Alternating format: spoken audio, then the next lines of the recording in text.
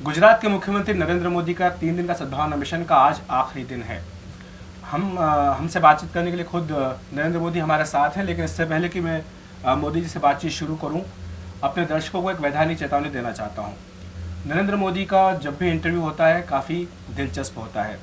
कई लोग सिर्फ सवाल सुनते हैं कि जो पत्रकार सवाल पूछ रहा है वो ये सवाल क्यों पूछ रहा है, उसने यही सवाल क्यों पूछा, इस पत्रकार का इतिहास, भूगोल, मैथमेटिक्स, इक्वेशन क्या है।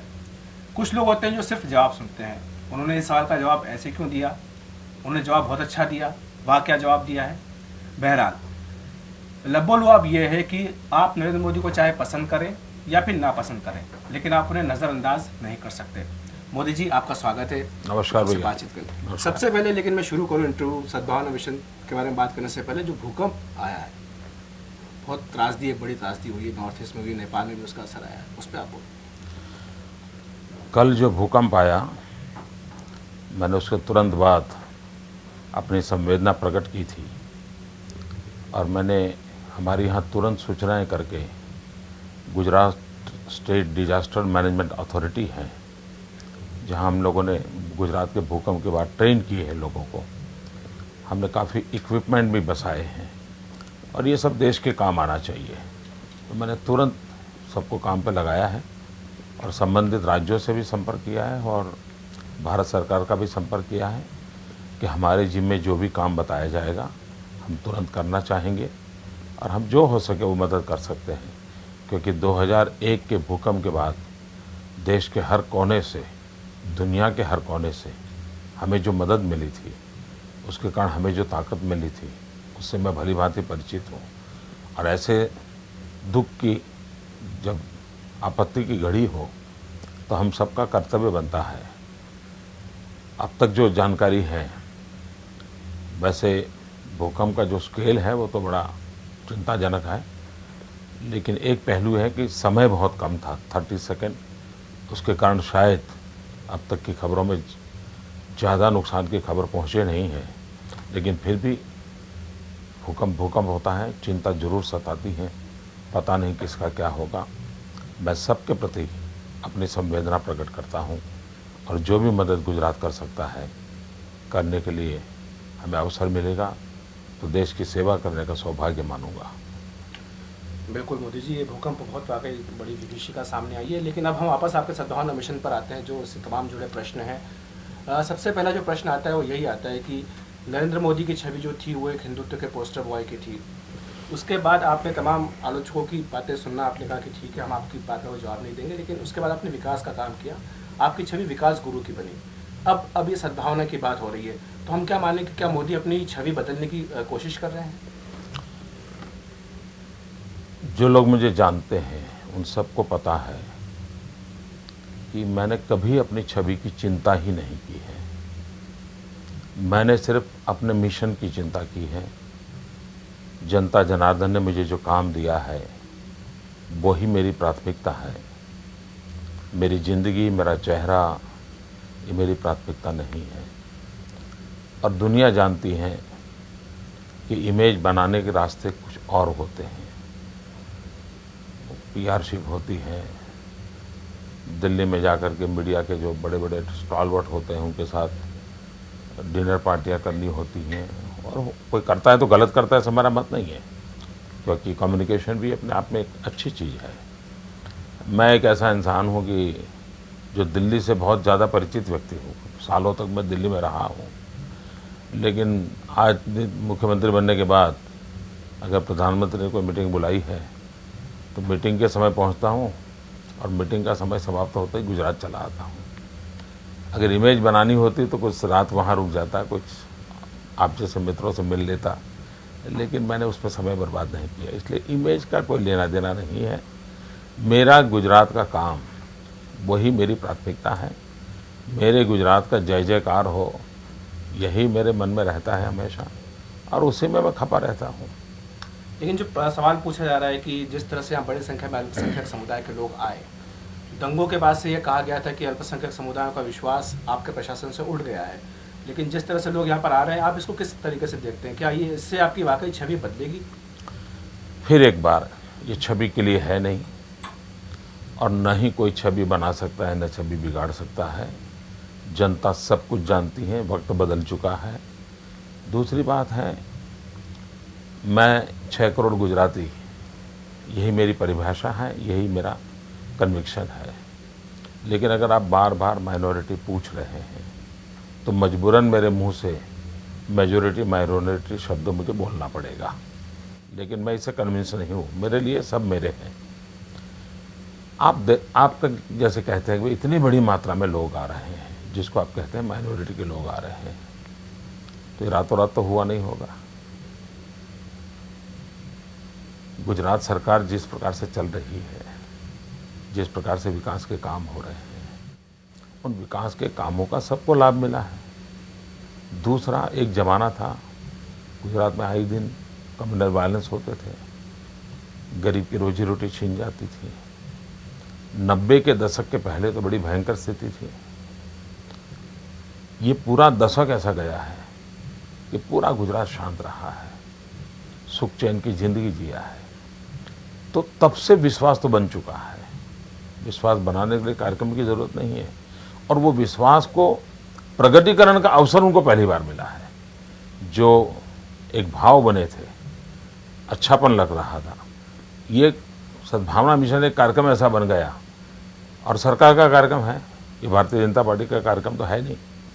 तो उसके कारण उनको सहज हो गया कि नहीं नहीं भाई, ये तो सरकार का कार्यक्रम है और सद्भावना का कार्यक्रम है, जो हमें अच्छा लगता है हमें प्रकट करना चाहिए। तो ये नेचुरल रिफ्लेक्शन है। अब आप इसको कैसे एनालिसिस करते हो अलग बात है, और मैं नहीं मानता कोई रातों रात ऐसा कर सकता है। ये लंबे अरसे तक काम करते करते करते लोगों ने देखा है कि भाई विकास के सिवा यहाँ कोई एजेंडा नहीं है, और उसमें भी मंत्र है सबका साथ सबका विकास। ये भली भांति लोगों के घर उतरा है। दूसरा, चुनावों में जो विश्लेषण आया है, उन सारे विश्लेषणों में ये आया है कि गुजरात में भारतीय जनता पार्टी को काफ़ी मात्रा में माइनॉरिटी के वोट मिलते हैं। जैसे हम कठलाल सीट जीत गए थे, अब ये कठलाल सीट करीब 40% पॉपुलेशन वहाँ मुस्लिम है, और आज़ादी के बाद हम कभी जीते नहीं थे, कभी नहीं जीते थे। यानी कितना ही बड़ा वेव हमारा रहा हो, तब भी नहीं जीते थे। लेकिन अभी 1 साल पहले जब चुनाव हुआ, उपचुनाव था, तब जीत गए, तो सब चौंक गए थे, सबको आश्चर्य हुआ। अब दूसरा, अगर आपको एनालिसिस करना है, गुजरात में 2 डिस्ट्रिक्ट ऐसे हैं कि जहाँ माइनॉरिटी की तादाद बहुत ज़्यादा है।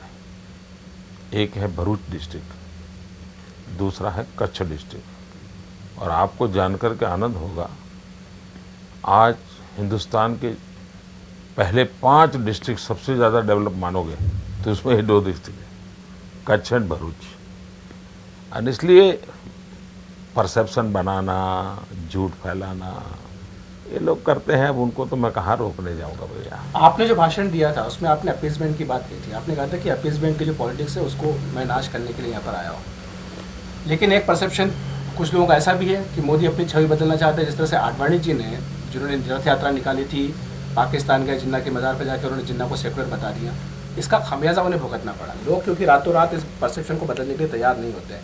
हमसे हो सकता है कि आपके समर्थक जो हैं उन्हें इस बात का बुरा लग जाए कि आपके कार्यक्रम में इतने लोग आ रहे हैं अल्पसंख्यक समुदाय। फिर गलती वही होती है कि आप इमेज इसके आसपास सोचते हैं। मैं मेरे गुजरात की भलाई के आसपास सोचता हूँ, और मैं 2001 जिस दिन शपथ लिया तब से आज तक जिस सोच के साथ काम किया है उसी सोच के साथ आगे बढ़ रहा हूँ। जिस इरादे से मेहनत कर दिया है, सिर्फ गुजरात का भला, 6 करोड़ गुजरातियों का भला, सर्वांगीण विकास, सर्व समावेशक विकास, यही। जैसे मैं एजुकेशन के पीछे लग गया, तो मेरा आग्रह ये 100% एनरोलमेंट होना चाहिए। कोई बच्चा स्कूल जाने से छूटना नहीं चाहिए। पूरी मेहनत की, आज सफलता मिली है, तो मेरा इरादा यही है। अब ये सबको अच्छा लगता है तो स्वागत योग्य है। मोदी जी, एक दूसरा प्रश्न उठता है कि लोकतंत्र जो है विधि विधान और राजधर्म से चलता है। सद्भावना मिशन पर आप बैठे हैं, लेकिन कल जो नरोदा पाटिया में जो दंगा पीड़ित थे उन्होंने अपनी हक की आवाज़ उठाने के लिए प्रदर्शन किया, उन्हें पुलिस ने हिरासत में ले लिया। आप तक ये खबर ज़रूर पहुंची होगी, इस पर आपका क्या कहना है? कानून व्यवस्था देखना पुलिस का काम है, उनको जो ठीक लगा होगा उन्होंने निर्णय किया होगा, और किसी को भी अपनी बात कहने का पूरा अधिकार है। मेरे दफ्तर खुला है, जरूर आ जाए, अपनी बात बताएं, उनका हक है और मुझे सुनना भी चाहिए, मेरा दायित्व है। आपने जो तमाम बातें अभी तक मीडिया में कही, मैंने देखे आपके इंटरव्यूज़, आप एक बात का जिक्र करते हैं कि जो 5 बड़े दंगे हुए थे उसका आप रिकॉर्ड उठा के देख लीजिए, कन्विक्शन रेट कितना है यहाँ पर गुजरात का, किस तरह से प्रोसिक्यूशन हुआ है, किस तरह से जो न्याय है वो इंश्योर कराया गया, लेकिन फिर भी आपको लगता है कि जितनी तेज़ी से होना चाहिए था उतनी तेज़ी से हो पाया है? ऐसा है, इस विषय में मुझे जो कहना था 2002-2003 में मैं भरपूर कह चुका हूँ। अब मैं चाहता हूँ किसी का बुरा भला करने के लिए नहीं, भविष्य की अच्छाई के लिए भी, अगर हम 5 या 6 ऐसी घटनाओं को एनालिसिस करें और उसके तथ्य निकालें, जरूरी नहीं है वो तथ्य सारे मेरे पक्ष में ही होंगे, जरूरी नहीं है कि इन 5 चीज़ों में से जो बाहर आता है उसके सिवाय भी कुछ सोचना चाहिए। तो एक देश की भलाई के लिए मैं कह रहा हूँ, किसी का बुरा करने के लिए कि 4 ऐसे थे और मेरा ऐसा था, ये मेरा विषय नहीं है। पर अगर आप इसको प्रोपेगेंडा मानते तो आप इसको काउंटर कभी क्यों नहीं किया? आप हमेशा चुप क्यों रहे हैं सवालों पर? 2002-2003 में आपका टीवी निकाल दीजिए, मैंने बहुत इंटरव्यू दिए हैं, बहुत समय दिया है, हर सवाल का जवाब दिया है, लेकिन अगर आपका एजेंडा एक ही है, मेरा एजेंडा दूसरा है, तो मैं क्या करूँगा? मैं अपने एजेंडा पे बात करूँगा, आप अपने एजेंडा पे बात करेंगे। मैंने कभी आप लोगों को रोकने की कोशिश नहीं की है। अच्छा, मेरा इतना तो लोकतंत्र में मेरा स्वतंत्रता है कि मैं अपनी बात बताऊं। तो मैंने एग्रीकल्चर डेवलपमेंट की बात बताई, इंडस्ट्रियल डेवलपमेंट की बात बताई, एजुकेशनल डेवलपमेंट की बात बताई, हेल्थ सेक्टर के डेवलपमेंट की बात बताई, और मेरा मन डेवलपमेंट में रममाण है, तो मुझे दिन रात डेवलपमेंट ही याद आता है, तो मैं वो बातें करता हूँ। और मैं नहीं मानता हूँ कि अगर मैं डेवलपमेंट की बात करूँ वो गुनाह है। विकास से मुझे याद आया कि जो आपने लगातार विकास किया है गुजरात में, जो बार बार बाहर से लोग आते हैं, बड़े बड़े इंडस्ट्रियलिस्ट आके बोलते हैं कि मोदी हैं जिनमें प्राइम मिनिस्टर बनने की कैपेबिलिटी है। अमेरिकन कांग्रेस की एक रिसर्च सेल, उसकी रिपोर्ट आई, उसमें ये कहा गया कि 2014 का चुनाव नरेंद्र मोदी बनाम राहुल गांधी होने वाला है। क्या आप अपने आप को प्रधानमंत्री पद के लिए तैयार मानते हैं? आपको लगता है कि पार्टी के भीतर इस पर सहमति हो जाएगी, एनडीए में सहमति हो जाएगी? फिर एक बार आप गलती कर रहे हैं, आप एक एंड रिजल्ट तय करके फिर सवाल पूछते हैं, और उसके कारण किसी के लिए भी ये मुश्किल है कि आपकी डिज़ाइन क्या है, आपका एंड रिजल्ट क्या है, वो कोई नहीं कह सकता है। जहाँ तक मोदी का सवाल है, जिसको आप बहुत सालों से जानते हैं, देश का मीडिया जानता है, देश के नागरिक भी जानते हैं, हमारा बैकग्राउंड देखिए। मैं अपनी यहाँ जीवन चरित्र कहने के लिए नहीं आया हूँ, आपका समय बर्बाद करने का मुझे अधिकार भी नहीं है, लेकिन हम तो समाज या देश के लिए एक सामाजिक कार्यकर्ता के रूप में बहुत छोटी आयु में घर छोड़ दिया। अब तब से हम लगे रहे हैं। हम जिंदगी में कभी चुनाव नहीं लड़े, कभी स्कूल के मॉनिटर का भी चुनाव नहीं लड़े, हमारा कोई लेना देना नहीं था चुनाव से, नहीं राजनीति से, नहीं कुछ नहीं। एक विशिष्ट संजोग हो गए जिसके कारण मुझे मुख्यमंत्री का दायित्व आ गया, और उसको मैंने एक अच्छी सरकार चलाना, एक अच्छी विकास करना, इस पर अपना मन लगा दिया। अब उस काम को मैं कर रहा हूँ। जहाँ मैं आज बैठा हूँ, जिंदगी में कभी ये भी सपना नहीं देखा था, न कभी सोचा था। हम तो दिल्ली के गलियारों में आप लोगों के साथ फुटपाथ पर खड़े रह करके चाय पीते थे, हमें क्या लेना देना था। तो मेरी ज़िंदगी के ऐसे कोई चीज़ें है ही नहीं। दूसरा विषय है, मेरी लाइफ का एक फिलोसॉफिकल कन्विक्शन है, और जो कन्विक्शन में बार बार नौजवानों के बीच जाता था, दोहराता हूँ। मैं हमेशा कहता हूँ, कुछ बनने के सपने कभी नहीं देखने चाहिए, कुछ करने के सपने जरूर देखने चाहिए। और मैंने कुछ करने के सपने देखे हैं, और वो सपना है मेरे गुजरात को इतना विकास करो, इतना विकास करो, इतनी समृद्धि की ऊंचाइयों पर ले जाओ। एक प्रकार से सचमुच में दुख और गरीबी से इस देश को मुक्त कराना चाहिए, गुजरात को मुक्त कराना चाहिए।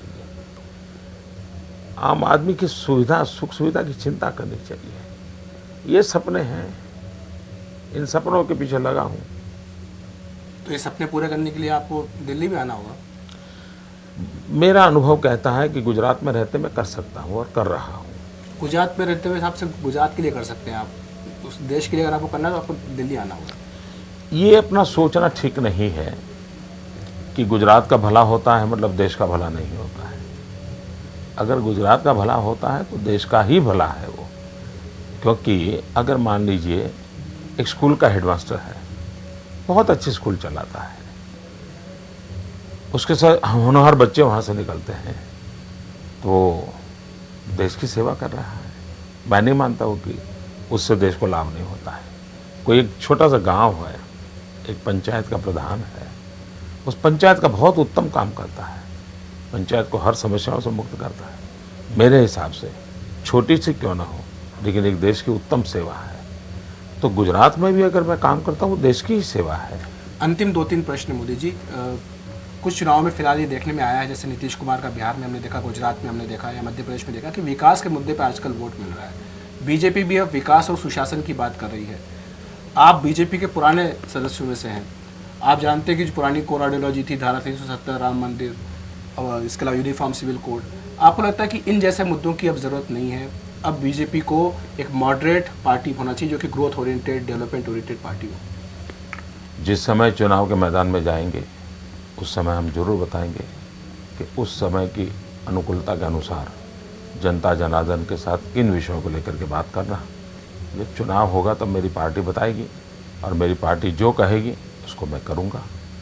और बीजेपी के रास्ते में ये बात आड़े आती रही है कि वो एक उसकी जो इमेज है वो एक हिंदुत्व पार्टी की है। जिस भारतीय जनता पार्टी के आड़े आ रही ऐसा जो आप कह रहे हैं, इस देश में उस पार्टी ने शासन किया है। उस पार्टी हिंदुस्तान की सबसे बड़ी पार्टियों में से एक है। उसी पार्टी ने संगठन के भरोसे आज 9 राज्यों में सरकार चला रही है। तो कभी तो रिकग्नाइज कीजिए कि भाई पार्टी देश का बहुत बड़ी सेवा कर रही है, कभी तो रिकग्नाइज कीजिए भैया। तो वाजपेयी जी जैसा चेहरा था, उदार चेहरा, आज पार्टी के पास ऐसा कोई चेहरा है? भारतीय जनता पार्टी के पास ढेर सारे चेहरे हैं। आज भी वाजपेयी जी का चेहरा हमारे पास है, उनकी तपस्या हमारे पास है। जो आपके समकक्ष हैं दूसरी पीढ़ी के, जिनको कहा जाए अरुण जेटली, सुषमा स्वराज, हमने पार्लियामेंट में देखा बीजेपी का परफॉर्मेंस लोग कह रहे हैं कि काफ़ी अच्छा इंप्रूव हुआ है पार्लियामेंट के भीतर। आपको लगता है कि जब कल से लीडरशिप की बात होती है तो आपको उनसे मुकाबला करना होगा इस बारे में? मैं नहीं मानता हूं कि मेरे पार्टी के भीतर कहीं कोई मुकाबला है। I don't see. सब लोग एक टीम है, सब लोग एक टीम के अंग है। एक राष्ट्रीय नेतृत्व है, हम जैसे कुछ राज्य के कार्यकर्ता हैं जो राज्य का नेतृत्व के टीम के हिस्से हैं, और ये सब टीम मिलकर के देश की भलाई के लिए काम करते हैं। जो एक सहयोगी दल है आपके जेडीयू, उन्होंने एक बड़ी आलोचना की है अनशन की। उन्होंने, शरद यादव ने कहा कि 70% लोग भूखे सोते हैं, वहाँ पर अनशन का क्या मतलब है? शिवानंद तिवारी ने कहा है कि राजधर्म का पालन नरेंद्र मोदी ने नहीं किया। एक सहयोगी दल अगर इस तरह की बातें करे तो फिर ये अनशन के बारे में क्या रिफ्लेक्ट करता है? बहुत बहुत धन्यवाद।